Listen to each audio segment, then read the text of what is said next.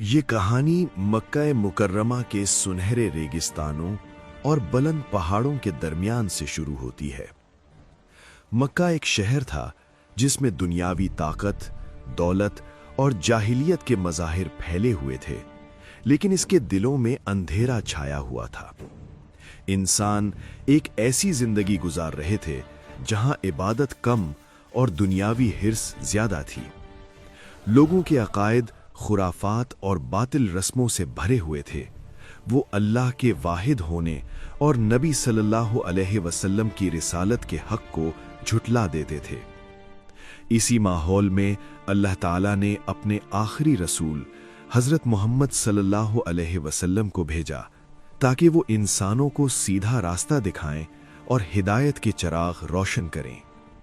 नबी सल्लल्लाहु अलैहि वसल्लम जब पैगाम लेकर आए तो इब्तिदा में लोग हैरान और मशकूक थे।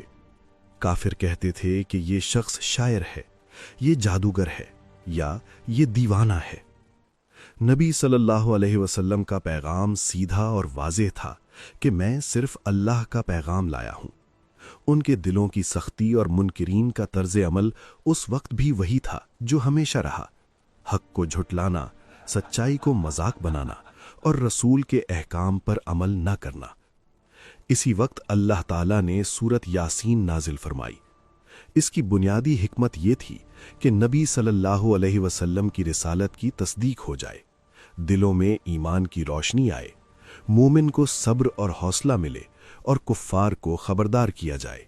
अल्लाह ताला ने इंसान को पैदा किया और उसके लिए हिदायत के रास्ते मुकर्रर किए, लेकिन इंसान अक्सर भटक गया।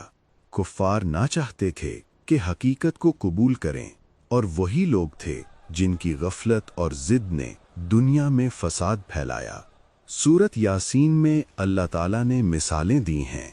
मुर्दा ज़मीन का जिंदा होना, सूरज और चांद का निज़ाम, रात और दिन की गर्दिश, ये सब इंसानों के लिए इबरत हैं ताकि वो समझें कि जो अल्लाह के हुक्म से होता है वो लाजमी हकीकत है। ये आयात इंसानी जिंदगी में अक्ल, गौर व फिक्र और ईमान की अहमियत को वाज़ेह करती हैं। नबी सल्लल्लाहु अलैहि वसल्लम की जिम्मेदारी सिर्फ पैगाम पहुंचाना है, कबूल करना या ना करना लोगों का इंतखाब है। सूरत यासीन में एक दिलचस्प वाक़या बयान हुआ है कि एक बस्ती में 2 रसूल आए, मगर लोगों ने इनकार किया।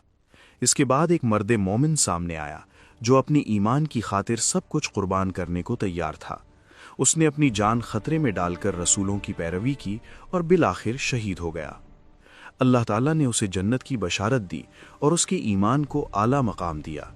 ये वाक़या मोमिन को सबक देता है कि ईमान और सब्र की कद्र अल्लाह के यहाँ बहुत बड़ी है। कुफ़ार की सरकशी और इनकार के मनाजिर भी बयान किए गए हैं ताकि हमें ये मालूम हो कि हक़ के खिलाफ जिद करना इंसान की तबाही का सबब बनता है। अल्लाह ताला ने कायनात की निशानियों की तरफ भी तवज्जो दिलाई है।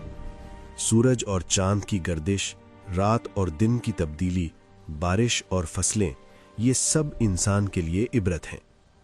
मुर्दा ज़मीन जब पानी पाती है तो हरियाली से भर जाती है। ये इसी तरह इंसान के दिल को रोशन करने की अलामत है कि अल्लाह की कुदरत हर चीज़ पर गालिब है। इंसान के आमाल और नताइज भी इसी निज़ाम के ताबे हैं। नबी करीम सल्लल्लाहु अलैहि वसल्लम ने मोमिनों को बताया कि अल्लाह के अहकाम पर अमल करने वाले खुश रहेंगे और जो लोग सरकश हैं उन्हें इबरत का सामना होगा। सूरे यासीन में अल्लाह ताला ने फरमाया कि क़यामत एक दिन आएगी जब हर शख्स को उसके आमाल के मुताबिक जज़ा या सज़ा दी जाएगी। वो दिन ऐसा होगा कि ना कोई किसी के लिए सिफारिश कर सकेगा, ना कोई वापस जाकर अपनी गलतियों को ठीक कर सकेगा। ये मंजर इंसान के दिल में खौफ और आजिज़ी पैदा करता है और उसे अल्लाह की तरफ रुजू करने पर मजबूर करता है। अल्लाह ने मोमिन को भी तसल्ली दी कि जो लोग सब्र, ईमान और कुर्बानी के रास्ते पर चलते हैं उनके लिए जन्नत की बशारत है। जन्नत के फल, साए, नेमतें और अल्लाह की रहमत हमेशा उनके साथ रहेंगी। कुफार के लिए अल्लाह ने तंबीह की कि वो अपनी सरकशी और इनकार का अंजाम देखेंगे और वो अपने आमाल के नतीजे में हमेशा के लिए महरूम रहेंगे।